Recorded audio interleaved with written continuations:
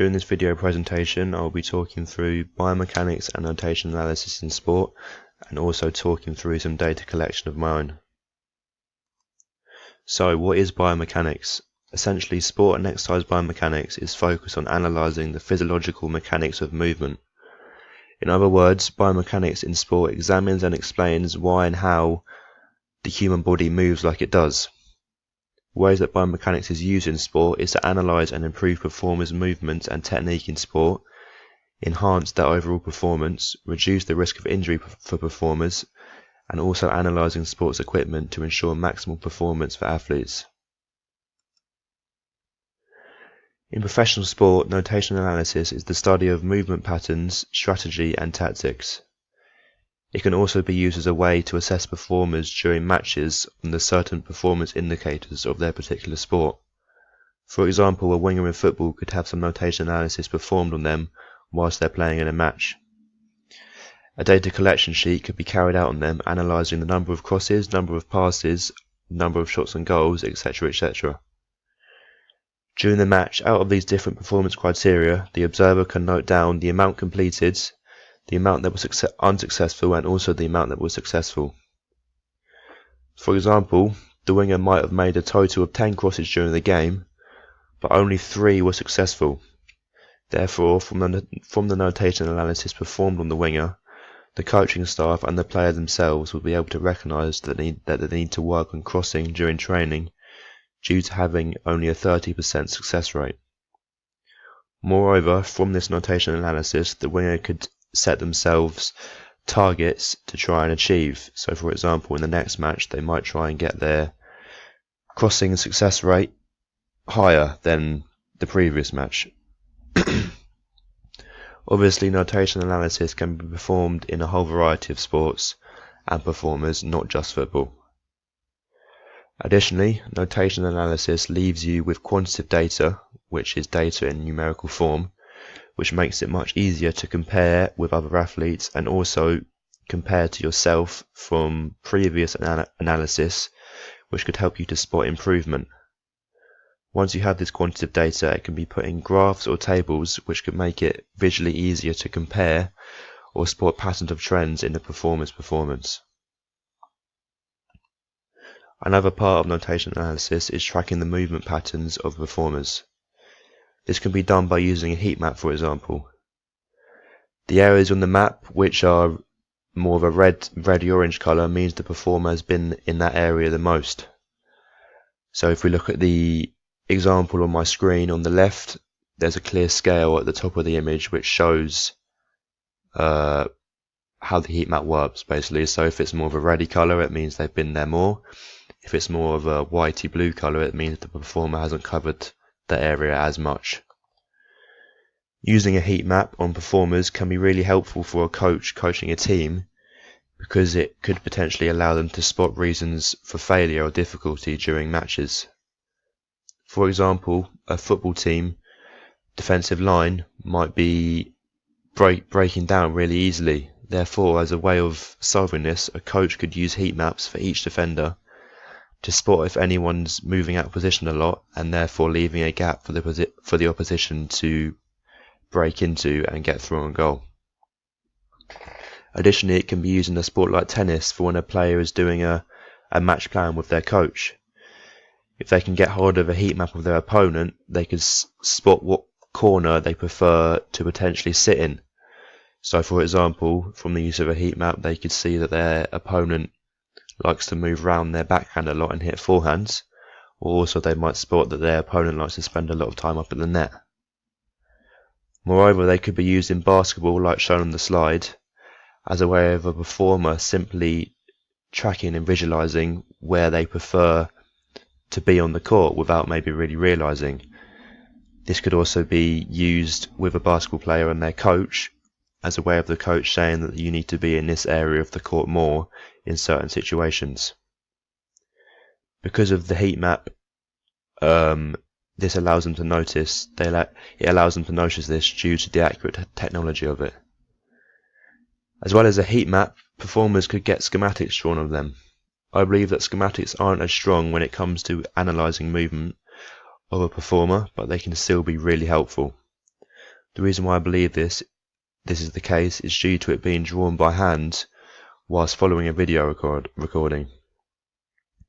The person plotting the schematic would still come out with a really useful visual of a performer's movement, but it won't be as accurate as a heat map.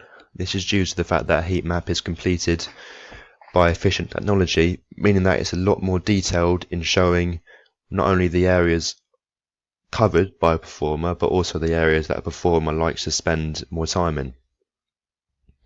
However, those schematics are still a cheap, easy way of tracking a performer's movement that can be still analysed by a performer and their coach. Notation analysis can also be used to work on technical and tactical areas in sport. For example, notation analysis can be used to analyse tactics of a football team. A manager could go through videos of the team and pick out areas of a previous game and explain through the ideal situation of how it should actually look tactically. For example, the position of each player when on the counter-attack or looking to hold up the ball in midfield. A manager might also use the notation analysis of another team and pick out areas where they are stronger or weaker, and therefore can come up with tactics to be able to exploit those areas of weakness, but then also be mindful of the other team's technical strengths. This could also be used in other sports like hockey, rugby, netball and handball. Also, notation analysis can be done on technical areas of a performer's game. For example, a tennis player could get a slow motion of their serve to pick out really precise aspects of it that might be causing them difficulty to make it consistently in a match. From the slow motion video, they might realise that their non-racket arm is dropping too early, which is causing them to collapse into their serve, which could be a big reason why they're struggling to make it during a match. Also, a data collection sheet could be done on a tennis player's serve to gather data on their first serve percentage, their second serve percentage, their average first serve speed, aces, double faults, and also stats like the number of points won off their first serve. This is really helpful for a performer to receive this type of analysis, especially for a tennis player on their serve, due to it being one of the most important shots. Once receiving the data on their serve, it can allow them to set targets for their next match. For example, the notation analysis done on their serve could come back that they only won 60% of the points off their first serve. This is quite low, so they might set themselves a target of moving that up to 70% for their next match. This can obviously be done for all skills within sports, not just a tennis serve, and it is really helpful in improvement of that particular skill. So the 5 basketball performance indicators I'm now going to talk through. For a small forward.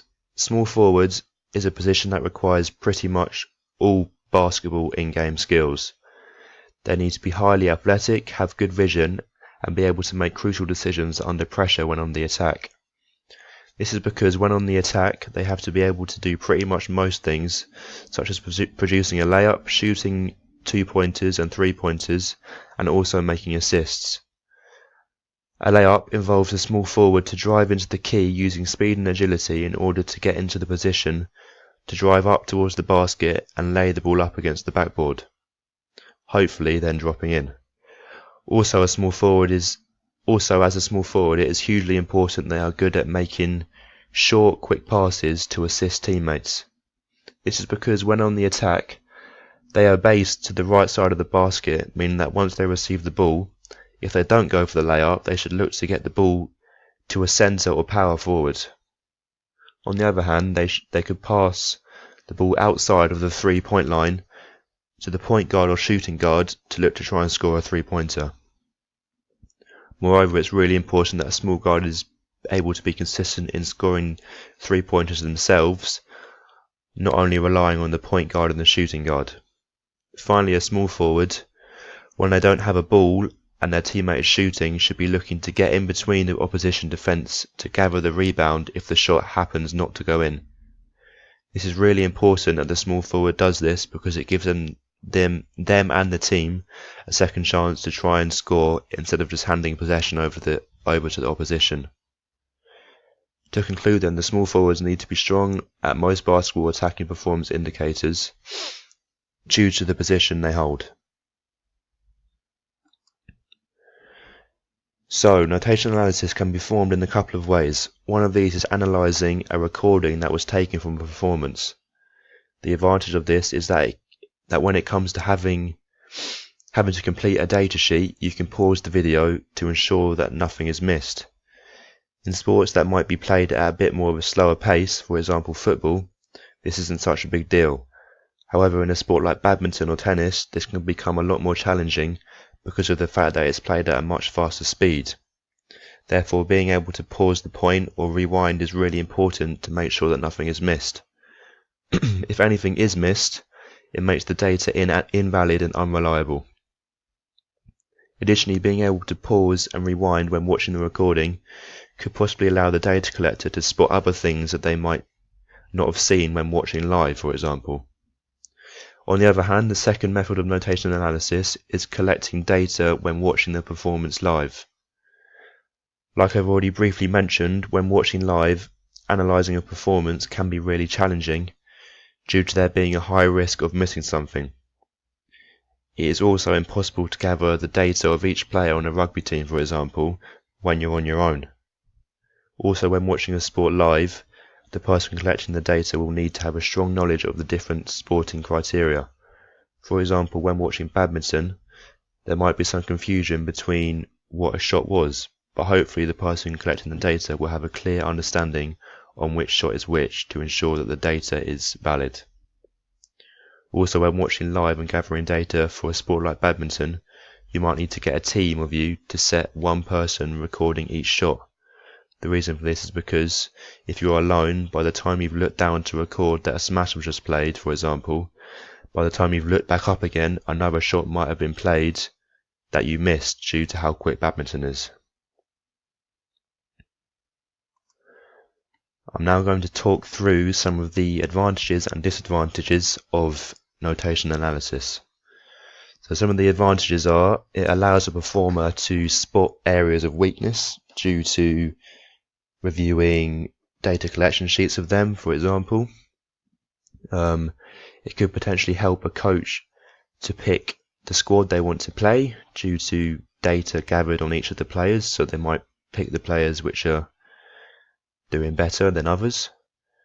It allows performers to set themselves goals and targets, and also it recognises all criteria of performance, not just the player who scored. So what I mean by this is, mostly in a sport like football, the people that scored are the people that get all the credit, but notation analysis allows other players, so maybe a player might have had a 90% pass accuracy, so it allows the coach to recognise this, not just the people that at the end of the day came out with all the goals.